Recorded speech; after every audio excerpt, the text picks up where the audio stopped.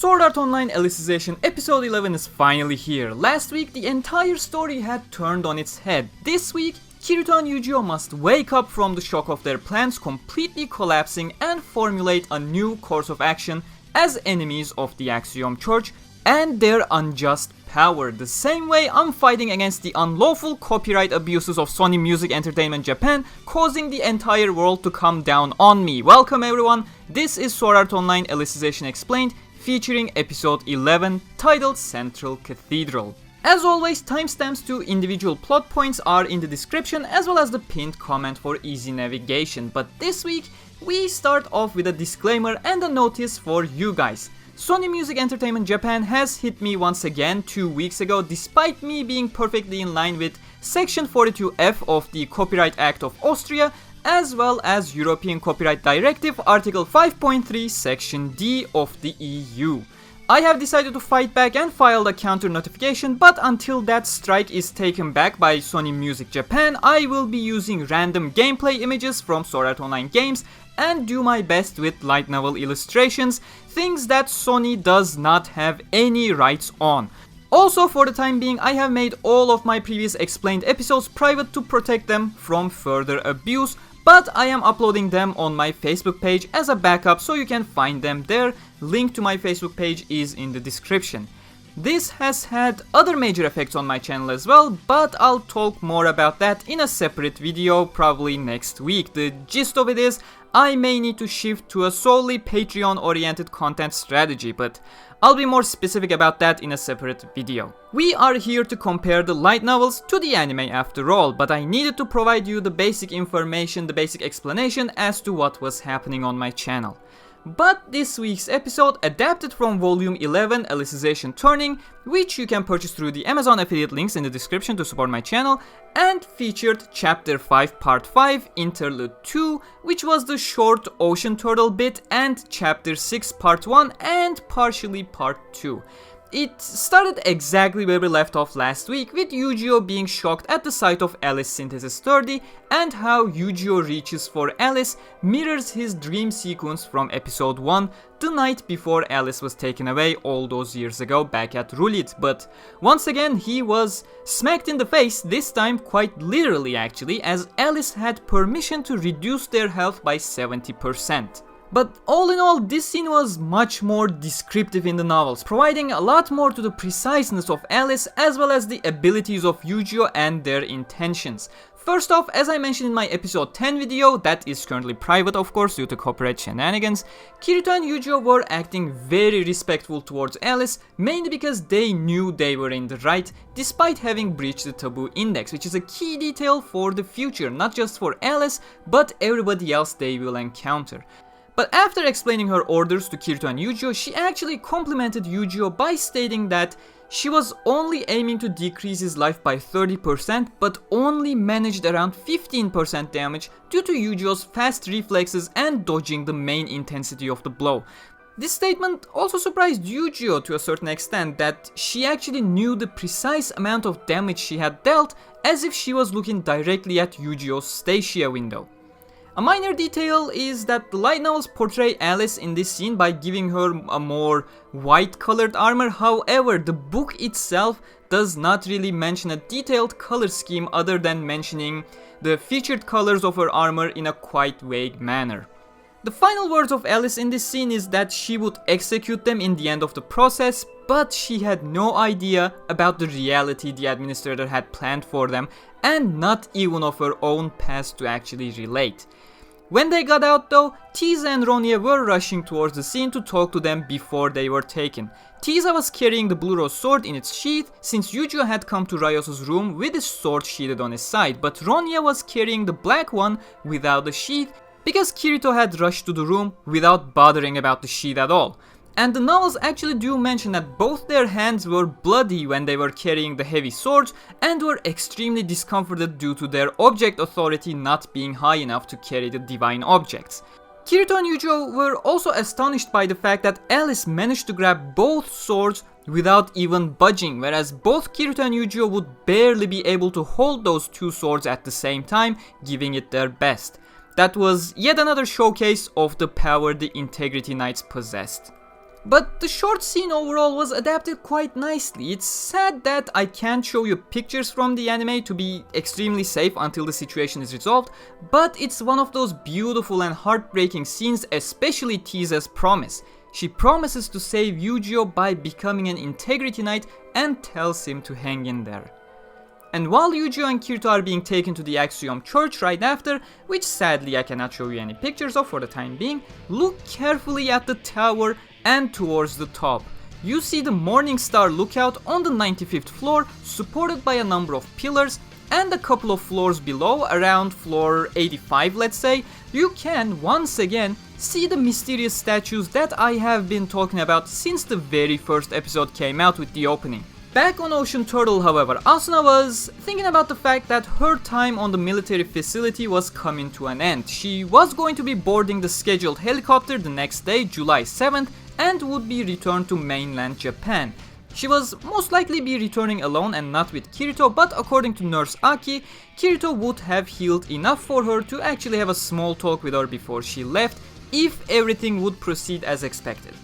But this is also where Asuna met Ichimon, which the anime somehow managed to screw up the initials. Maybe it was intentional to make it more like Pokemon and Digimon, but come on, it literally is one combined with the initials of Electroactive Muscled Operative Machine. But then again, Yen Press also went with Ichimon, so I can't really say much at this point. It seems like they really want to go with that Mon edition instead of actual initials. But hey, Higa is very hyped, so why not? But yeah, essentially Ichimon is aimed to be a prototype for being a vessel for artificial floodlights in our physical plane. But when Higa mentions Nemon, the second body that has a more human-like silhouette, Rinko, remembering the time she saw Kayaba in her room on Ocean Turtle the day before, asked if Nemon could wander around on her own, but was shut down by Higa, saying that it's not capable yet. But on to the question most of you have been asking me, who is that sneezy guy Asuna saw heading out of the control room? Most of you assume he is a Laughing Coffin member, some claim it's Poe or something. No, he's not a Laughing Coffin member, and he is not Poe. And keep in mind, Laughing Coffin is not really the overseeing entity here. As you could see back in episode 1, Poe, the leader of Laughing Coffin, was referring to the mysterious person named Subtilizer as boss. That's something you need to keep in mind, but the sneezy looking dude in the hallway is someone you have encountered in the series before, but I have to say you won't probably recognize him, or even Asuna would not be directly able to recognize him in this case.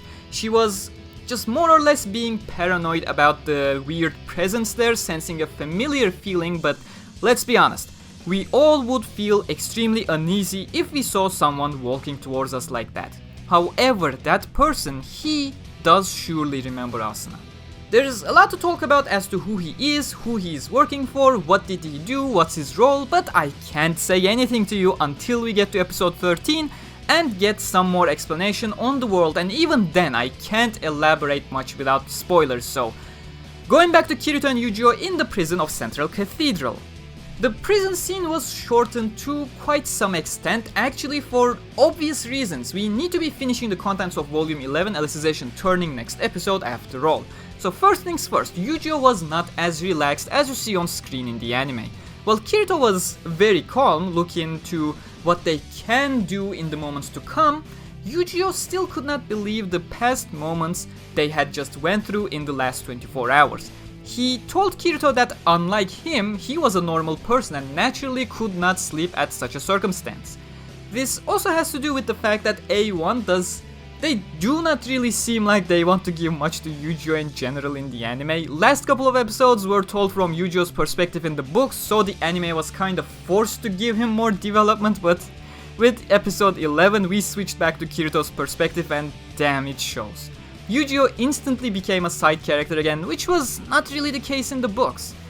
But it's not just him, even Kirito's internal monologues were dropped here, most prominently the one where he talked about his own guilt. Yes, he did feel guilt for causing the death of an Underworldian, albeit indirectly. However, he had killed 2 goblins over 2 years ago back at the End Mountains. He respected those goblins more than he did Raios. And more was Kirito getting suspicious of what Kikoka Seijiro was attempting to accomplish with Underworld. Unlike what the anime showcases, Kirito does think about the real world quite a lot, more than what it makes you think. And this actually brings me to another one of your questions. Wrath wanted someone to break the taboo index, so why did they still not interfere after Eugeo breaking the eye seal? Well, Kirito did answer that question based on his assumptions in the books, and the answer is, the floodlight acceleration was so fast that simply not enough time had passed in the real world. They have been in prison for around 35 hours at this point, and if we assume the average of 1000 factor acceleration for ease of calculation, it fluctuates around 950 for reference, it had just been 2 minutes and around 6 seconds in real life. Considering all the backlog Wrath is monitoring, it was no surprise that they simply had not even realized yet. Or maybe they were growing concerned with something else at the moment. But going back to the anime, Kirito and Eugeo have a chat about Alice Synthesis 30, and Eugeo was certain that it was the same Alice as the childhood memories. So the only conclusion was a memory alteration. No such sacred arts was explained in the textbooks, but they had seen a whole lot of lies from the Axiom Church to realize that it was within the realm of possibility. But that left one question still open. What was that golden memory inside the End Mountains that Kirito saw right before passing out? Was it just a hallucination, or was it something more? But even then, that was the least of their worries, and their attempts of a prison escape was not as quick as it was in the anime either. Well, Kirito was angry and mentioned that if a divine god truly existed in this world, he was going to strangle that person, thinking about the smug face of Kikoka Seijiro, of course. But Eugeo stopped Kirito, saying that if he continued, Stacia may call upon a divine retribution on him for his words. Kirito was kinda surprised that despite his loss of trust in the Axiom Church, Eugeo had not lost his faith towards the actual gods of Underworld. But to escape from the prison cell, they needed to get rid of the chains, and luckily, they were still allowed to call up the Stacia windows. To their surprise, the chains holding them were very high quality, class 38 objects, almost as high as class 45 Blue Rose Sword and class 46, the black one, that they did not have with them at the moment. The chains were thus very powerful and durable, but there were two sets of chains at the exact same quality and durability. Naturally, even Kirito knew pulling the chains against each other would be a stupid idea in real-world logic. However, Underworld did not abide by the real-world physics. The durability stat was essentially the life of an item that decreased fast under heavy usage, and considering both Kirito and Eugeo actually had an object control authority high enough to wield their own divine weapons, they could easily wield the chains in a way that they can be classified as quote-unquote weapons under system conditions, accelerating the process even further. And in just a few minutes, not in 2 pulls as the anime showcased it mind you, they were free of their shackles. Another neat detail that was not explained was how the chain whip actually came to be. You see, in any other case, an item that lost its durability would shatter into polygons shortly after. However, a long chain consisted of multiple individual chains, so on a system level, once the complete chain lost its entire durability, it just broke one of the individual chains in between and returned to the unharmed chains back to almost their original durability values on both sides, hence why Eugeo and Kirito still had half of the chain on their arms and how they were able to use them as weapons now. Keep in mind, the power of a weapon does not really come from the fact that they are outright weapons in this world, but rather their object level and object control authority of the wielder, hence why Kirito was able to destroy the gate with the chain whip so easily. The gate was only a class 20 object, 18 classes lower than the chains, and Kirito had a whole year of exercise on how to use the whip under Sortilina Serlut's mentorship. I'm also really glad they gave Eugeo's scene before escaping the cell regarding his determination, but this time they skipped on Kirito's death. I am not sure what is happening. While it was Eugeo being very determined this time around, it was Kirito showing a sense of uncertainty, warning Eugeo that now they would be actively going against the Axiom Church and there would be multiple Integrity Knights chasing after them.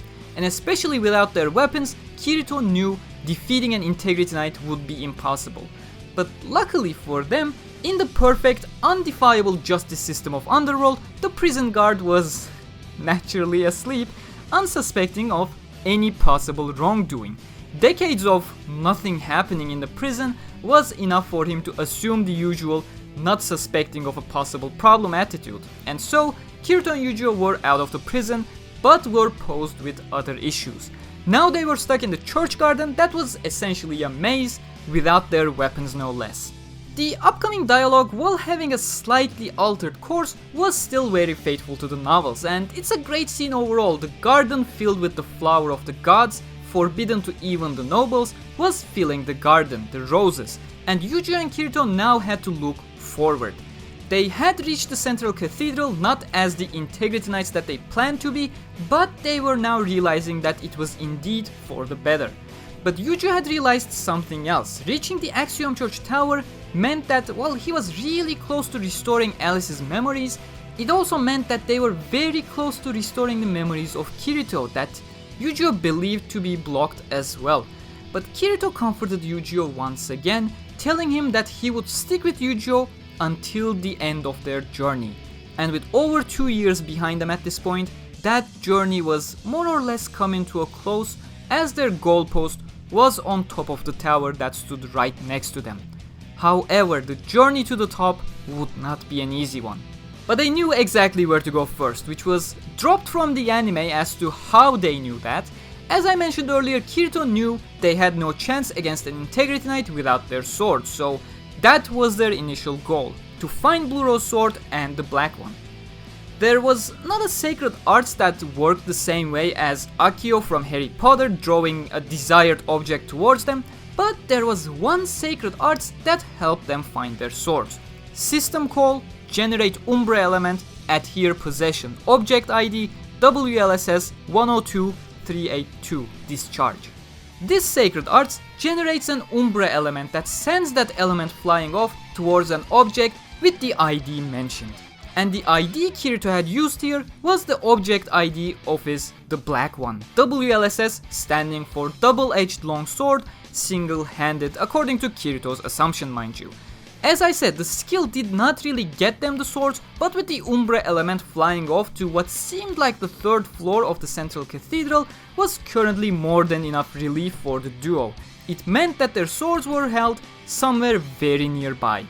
But that sigh of relief did not last very long, as they encountered their first adversary before reaching their swords, or rather, before even having a plan to reach their swords. The newly quote-unquote summoned Integrity Knight that stood before them was the 31st Integrity Knight, the student of Alice Synthesis 30. As the knight introduced himself, Eugeo was shaken by the name. It was a name he had heard before. It was all over the academy building at the end of last year, after the events of the Northern Empire tournament that took place after the academy graduation, but before the 4 Empire Unification tournament. He had heard the name a mere month ago. The name he recognized was of the Integrity Knight, Eldrie Synthesis 31. But that brings us to the end of episode 11 Explained. Now, if you're curious as to who Eldrie was, before it's extensively revealed to us in the next episode, this was actually supposed to be hinted at back in episode 8, and I did mention it as a dropped scene, so if you want to get the hint before the full reveal, I will add the backup link for my episode 8 Explained in the description that you can watch. But next episode, titled The Sage of the Library, will bring the contents of Sword Art Online Volume 11 Alicization Turning to an end, and we will be moving on with the contents of Volume 12 Alicization Rising. My V12 Alicization Rising giveaway has concluded about 2 weeks ago, and congratulations to Alan for winning it. I already shipped this reward, but sadly due to all the copyright shenanigans I had no chance of announcing it on YouTube yet. Also, I will be shortly announcing my V13 Alicization Dividing giveaway, and check the description or pinned comment. Chances are I have already added the link for it there by the time this video is uploaded. But yeah, in this episode, or rather in the cut content from this episode, Kirito had made it pretty clear that without their swords, he and Eugeo had no chance against an Integrity Knight, not even a novice showman like Eldrie Synthesis 31, so it's gonna be one hell of a battle as Kirito and Eugeo must find a way to continue their journey. But again, Next week will still be the contents of Alicization turning, so expect a couple more twists in the story before we end that part. But if you made it this far and have no questions, do comment #SaveYourInternet in regards to the current copyright abuse situation I am fighting against to keep my channel up, the main reason why this episode took so long to upload.